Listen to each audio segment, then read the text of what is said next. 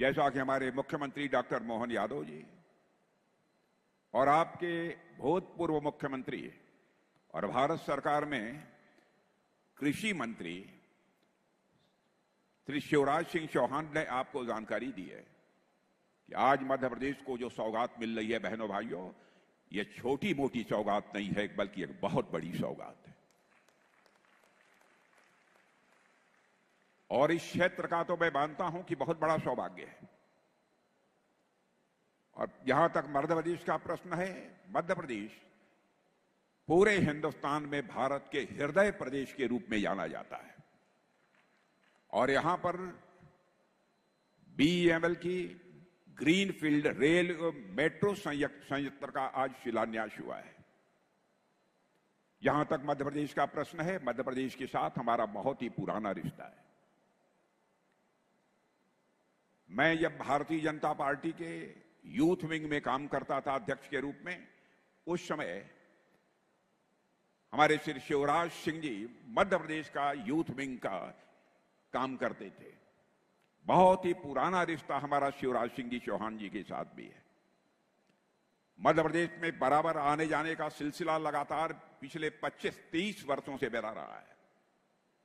और मैं जानता हूं कि मध्य प्रदेश को लोग मेहमान नवाजी के मामले में बेजोड़ हैं।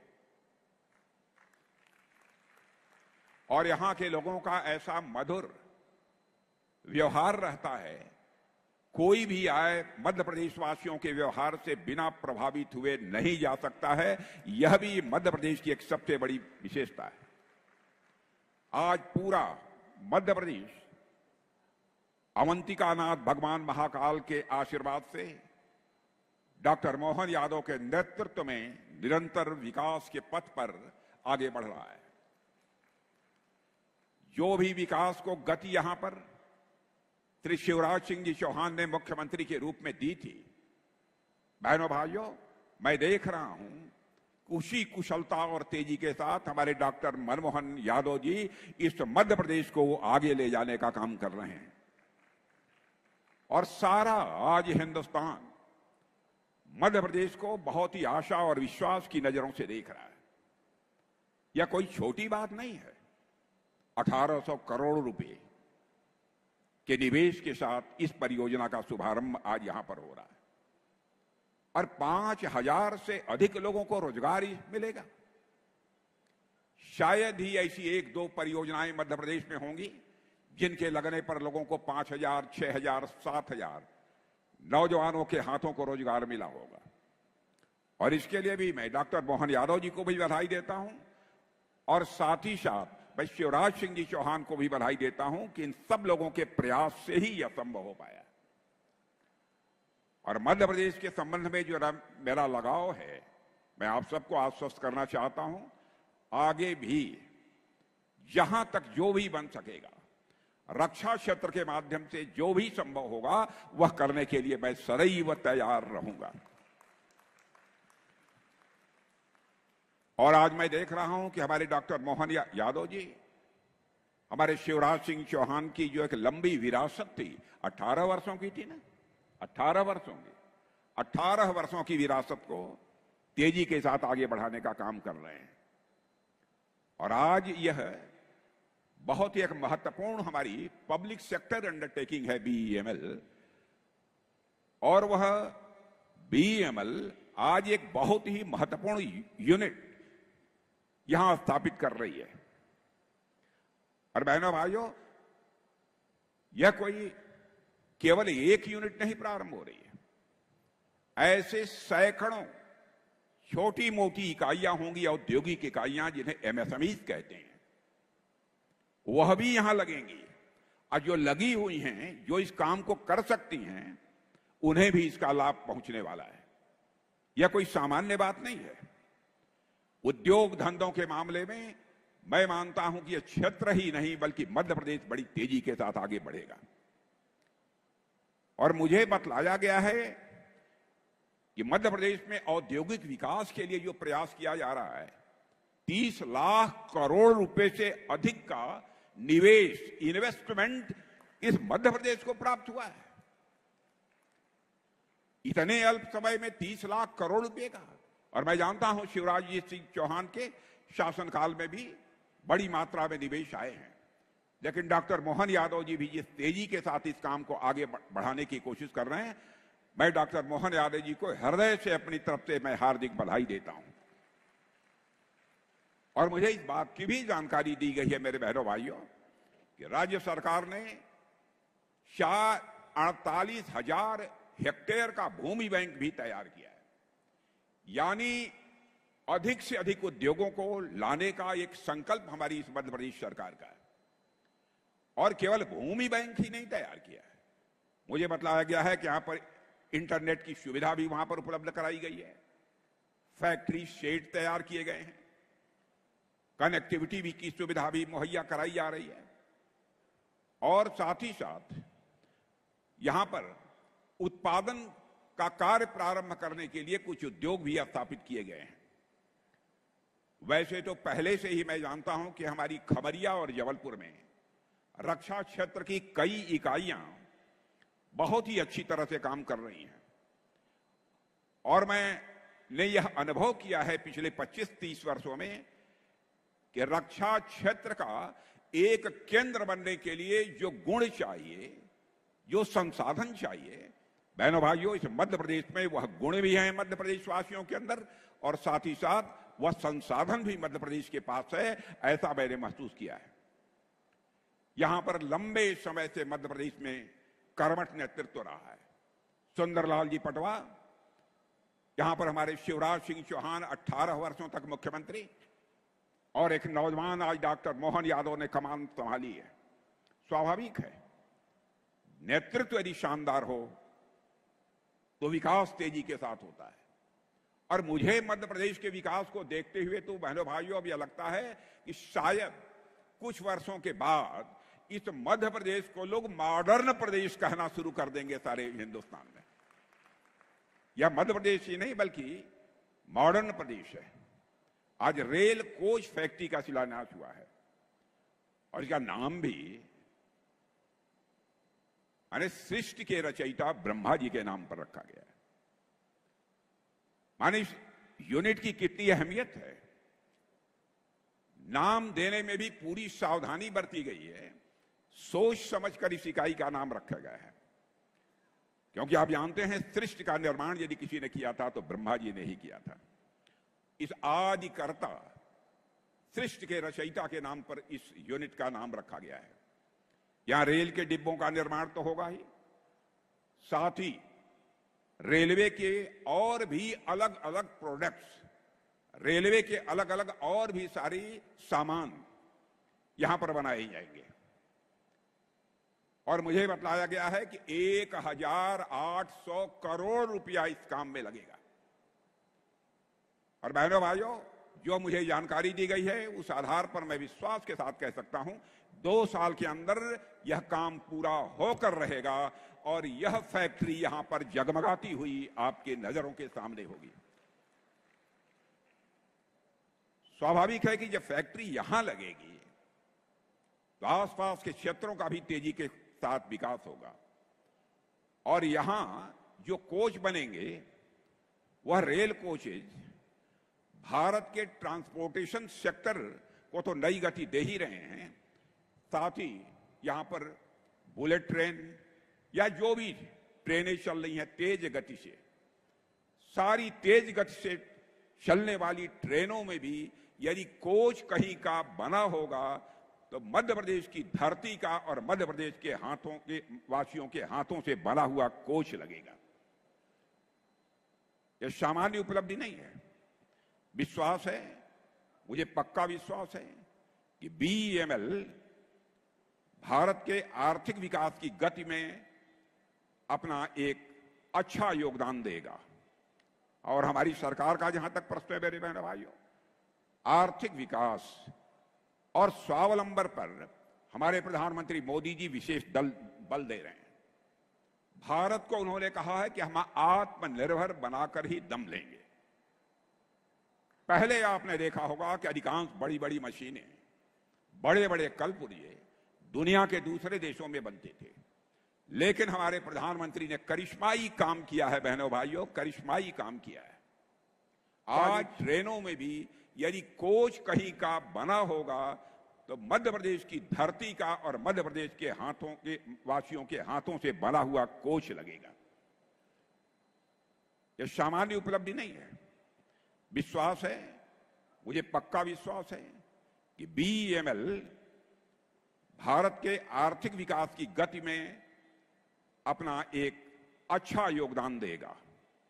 और हमारी सरकार का जहां तक प्रश्न है मेरे बहनों भाइयों, आर्थिक विकास और स्वावलंबन पर हमारे प्रधानमंत्री मोदी जी विशेष बल दे रहे हैं।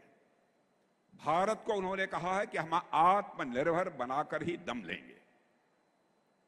पहले आपने देखा होगा कि अधिकांश बड़ी बड़ी मशीनें, बड़े बड़े कलपुर्जे दुनिया के दूसरे देशों में बनते थे, लेकिन हमारे प्रधानमंत्री ने करिश्माई काम किया है बहनों भाइयों, करिश्माई काम किया है। आज बड़ी बड़ी चीजें, बड़े बड़े प्लेटफॉर्म्स, बड़ी बड़ी मशीनें भारत की धरती पर तैयार हो रही हैं और भारतवासियों के हाथों से तैयार हो रही हैं। हम भारत में भी उसका उपयोग कर रहे हैं और दुनिया के दूसरे देशों को भी हम भेज रहे हैं। और जैसा शिवराज सिंह जी चौहान ने कहा है कि हमारी सरकार ने मोदी जी के नेतृत्व में कितना प्रभावी काम किया है। जो हमारा भारत धन दौलत के मामले में, धन दौलत के आकार के मामले में 2014 में दुनिया के देशों में 11वें स्थान पर खड़ा था, बहनों भाइयों आपको जानकर खुशी हो गई कि भारत अब यह कोई सामान्य देश नहीं रहा है, बल्कि धन दौलत के मामले में हमारा भारत दुनिया के टॉप के 4 देशों की कतार में आकर खड़ा हो चुका है। दुनिया के 4 देशों की कतार में आकर खड़ा हुआ है। और जितने भी बड़े देश हैं उनमें सबसे अधिक तेजी से आगे बढ़ने वाली अर्थव्यवस्था यदि किसी देश की है जो सबसे तेजी के साथ बढ़ रही है, लगभग 6.5% से अधिक दर से बढ़ रही है, तो हमारे और आपके देश या भारत की अर्थव्यवस्था सबसे तेजी के साथ आगे बढ़ रही है। और मैं फिर से दोहराना चाहता हूं, बड़े देश जितने भी हैं उनमें सर्वाधिक तेजी से आगे बढ़ने वाली अर्थव्यवस्था यदि कहीं की है तो हमारे भारत की है। भारत जब इतनी तेजी के साथ आगे बढ़ रहा है, इसका मतलब है देश आगे बढ़ रहा है, तो हमारे देशवासी भी उसके साथ आगे बढ़ रहे हैं। यह हकीकत है, क्योंकि देशवासी यदि आगे नहीं बढ़ेंगे तो भारत आगे नहीं बढ़ सकता है। पहले दुनिया में जब हम कहते थे कि हम विश्व की सबसे बड़ी अर्थव्यवस्था बनेंगे, तो लोग हमारा मजाक उड़ाते थे, हंसते थे। आज सारी दुनिया ने यह मान लिया है कि भारत दुनिया में सबसे तेजी के साथ मोदी जी के नेतृत्व में आगे बढ़ रहा है। बहनों भाइयों, इस हकीकत को सबने स्वीकार कर लिया है। और लोग कहते हैं अंग्रेजी में डैशिंग यानी दबंग, डायनेमिक यानी गतिशील अर्थव्यवस्था विश्व में दुनिया के किसी देश की है तो हमारे और आपके देश भारत की हो गई है। मेरे बहनों भाइयों, यह भी हम लोगों के लिए कम गौरव का एक विषय नहीं है। कुछ लोग हैं जो भारत के का विकास जितनी तेजी के साथ हो रहा है उन्हें रास नहीं आ रहा है, उन्हें अच्छा नहीं लग रहा है। सबके बास तो हम हैं, भारत कैसे इतनी तेजी के साथ बढ़ रहा है। और बहुतों के द्वारा यह कोशिश की जा रही है कुछ ऐसा किया जाए ताकि भारत में भारतवासियों के हाथों से जो चीजें तैयार होती हैं वह दुनिया के देशों में जाएं तो उन देशों में बनने वाली चीजों से वह महंगी हो जाएं, ताकि भारत की धरती पर भारतवासियों के हाथों से बनी हुई चीजें जब महंगी हो जाएंगी तो दुनिया के दोस्त को लोग उसे नहीं खरीदेंगे। यह कोशिश की जा रही है। लेकिन बहनों भाइयों, भारत जितनी तेजी के साथ आगे बढ़ रहा है, मैं पूरे विश्वास के साथ कहता हूं कि भारत को अब दुनिया की कोई ताकत विश्व की एक बड़ी शक्ति बनने से रोक नहीं सकती है।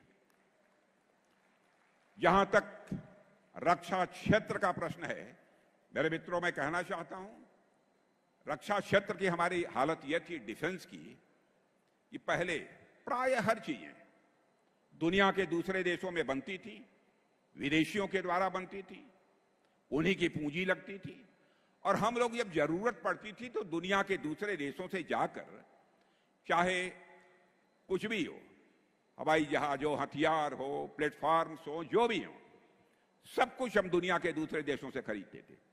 लेकिन आज मैं आपको जानकारी देने के लिए आया हूं बहनों भाइयों, अब हम इनमें से बहुत सारी चीजें न केवल भारत की धरती पर बना रहे हैं, न केवल भारतवासियों के हाथों से बना रहे हैं, न केवल हम अपनी आवश्यकताओं को पूरा कर रहे हैं, बल्कि हम दुनिया के दूसरे देशों को भी हम एक्सपोर्ट करने का काम कर रहे हैं, उनके पास भी हम भेज रहे हैं।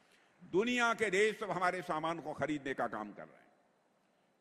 जब मोदी जी पहली बार 2014 में प्रधानमंत्री बने थे, तो उस समय भारत के डिफेंस आइटम, रक्षा उत्पाद की चीजें दुनिया के देशों को केवल 600 करोड़ रुपए की एक्सपोर्ट होती थी, माने जो दुनिया के दूसरे देशों के लोग खरीदते थे।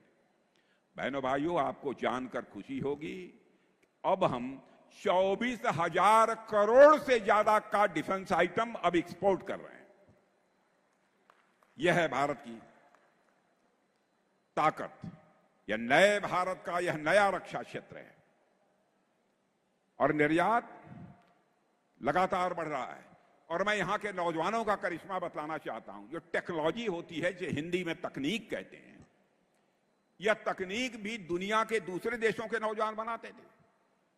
अब बड़ी संख्या में हमारे देश के नौजवान वह सब सारी तकनीक बना रहे हैं, वह टेक्नोलॉजी बना रहे हैं, और उसी टेक्नोलॉजी का प्रयोग करके हम बहुत सारे अपने रक्षा से संबंधित हथियार, प्लेटफॉर्म्स, बम, तोप, गोले और मिसाइल बना रहे हैं। आपने देखा कि ऑपरेशन सिंदूर हुआ। शिवराज सिंह जी ने आपके सामने चर्चा की कि कैसे पहलगाम में कुछ आतंकवादियों ने आकर हमारे वहां पर्यटन के लिए गए कुछ निर्दोष नागरिकों की निर्मम हत्या कर दी थी। मेरे बहनों भाइयों, उन्होंने मान लिया था कि भारत शांत होकर बैठ जाएगा। हमारे प्रधानमंत्री जी का संकल्प था, हम लोगों ने तय किया हम इसका मुंहतोड़ जवाब देंगे। और आपने देखा होगा, ऐसी कल्पना भी कभी नहीं की जा सकती थी, धर्म पूछकर मारेंगे। पूछते थे कि तुम कौन हो। बहनों भाइयों, हम लोग धर्म किसी का पूछ कर किसी की हत्या नहीं कर सकते। हम तो किसी की हत्या में विश्वास ही नहीं करते। बल्कि चींटी को भी, हमारे घर में माताएं बहनें जो आटा गूंथती हैं, यदि चींटी कोई थाली के बगल से गुजरती है तो थाली का आटा निकालकर उस चींटी के खाने के लिए डाल देती हैं और ईश्वर से कामना करती हैं कि यह चींटी भी दीर्घजीवी हो। यह भारत की सोच है। और यहां आतंकवादियों ने आकर धर्म पूछ पूछ कर लोगों को मारा। तो बहनों भाइयों, हम लोगों ने भी ठान लिया कि हम धर्म पूछकर किसी को नहीं मारेंगे, बदला नहीं लेंगे। हम उनका कर्म देखकर हम उनको मारेंगे बहनों भाइयों, और कर्म देखकर हम लोगों ने मारा। और हम लोगों ने माना कि यह भारत की आत्मा पर प्रहार किया है।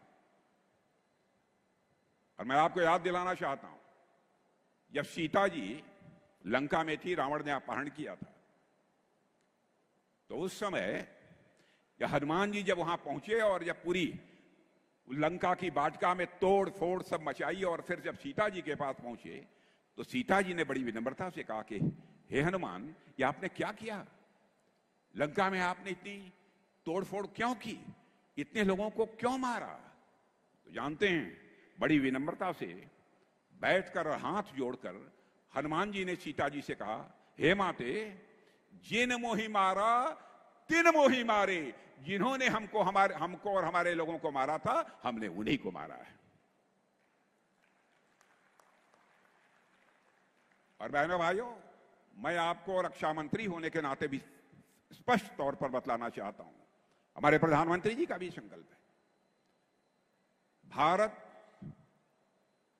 किसी को आज तक कभी आंख उठाकर देखने की कोशिश नहीं की है। भारत चाहता है केवल भारत का ही कल्याण न हो, बल्कि पूरे विश्व का कल्याण होना चाहिए। और दुनिया का अकेला देश है भारत, जहां के ऋषियों और मनीषियों ने वसुधैव कुटुंबकम का संदेश दिया है।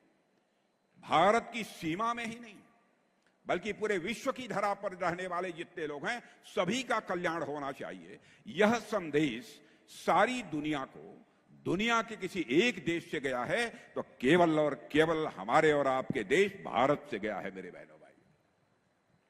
दुनिया के अन्य किसी देश से नहीं गया है, भारत से गया है। हम सभी का कल्याण चाहते हैं, लेकिन जैसा शिवराज जी ने कहा, इसका मतलब यह नहीं है कि जो चाहे वह भारत पर आक्रमण कर दे। जो हमें छेड़ेगा हम उसे छोड़ेंगे नहीं। यह भी संकल्प है, यह भी ताकत भारतवासियों के अंदर है। और बहनों भाइयों, और आज बीएमएल की जिस यूनिट का यहां शिलान्यास हो रहा है, उससे न केवल रोजगार के नए अवसर खुलेंगे, जैसा मैंने बताया कि अन्य बहुत सारे छोटे मोटे उद्योग भी यहां पर खड़े होंगे, स्थानीय लोगों को काम मिलेगा। आप भी जो यहां पर बैठे हुए हैं, आपके परिवार के किसी न किसी नौजवान को निश्चित रूप से काम मिलेगा, ऐसा मेरा पक्का विश्वास है। और साथियों, जहां तक मध्य प्रदेश का प्रश्न है, हमेशा ये जंगलों की खूबसूरती, अपने टाइगर्स और अपनी प्राकृतिक सुंदरता के लिए पूरे भारत में जाना जाता है। मैं समझता हूं कि जिस प्रकार से यहां पर उद्योग स्थापित किए जा रहे हैं और जिस प्रकार से यहां के मुख्यमंत्री ने लैंड बैंक तैयार किया है, यह केवल मध्य प्रदेश अपनी सुंदरता के लिए नहीं जाना जाएगा, बल्कि यह मध्य प्रदेश अपने औद्योगिक विकास के लिए भी जाना जाएगा, ऐसा मेरा पक्का विश्वास है। लेकिन साथ ही हमको ध्यान देना होगा, पर्यावरण और विकास, इन दोनों का संतुलन बनाकर चलना होगा। जहां जहां पर भी हमारे उद्योग लग रहे हैं, हम लोगों की पूरी कोशिश रहती है पर्यावरण किसी भी सूरत में ज्यादा प्रदूषित न होने पाए, इसकी भी हम लोग सावधानी बरतते हैं। और मैं साथियों, बीईएमएल रक्षा जरूरतों के लिए और आम आदमी की जरूरतों के लिए दोनों ही क्षेत्रों में बेहतरीन काम कर रहा है। और यहां बीईएमएल के सीएमडी शांतनु राय हैं, उनकी और उनके पूरे टीम की मैं दिल से सराहना करना चाहता हूं। और मैं उनसे यह भी कहूंगा कि और नई नई टेक्नोलॉजी के लिए काम करें। बीईएमएल में भी रिसर्च और डेवलपमेंट का सिलसिला भी प्रारंभ किया जाना चाहिए। और मुझे विश्वास है कि मध्य प्रदेश अब ऐसे ही विकास के पथ पर तेजी से आगे बढ़ता रहेगा। और मेरा विश्वास है कि मध्य प्रदेश का यह औद्योगिक विकास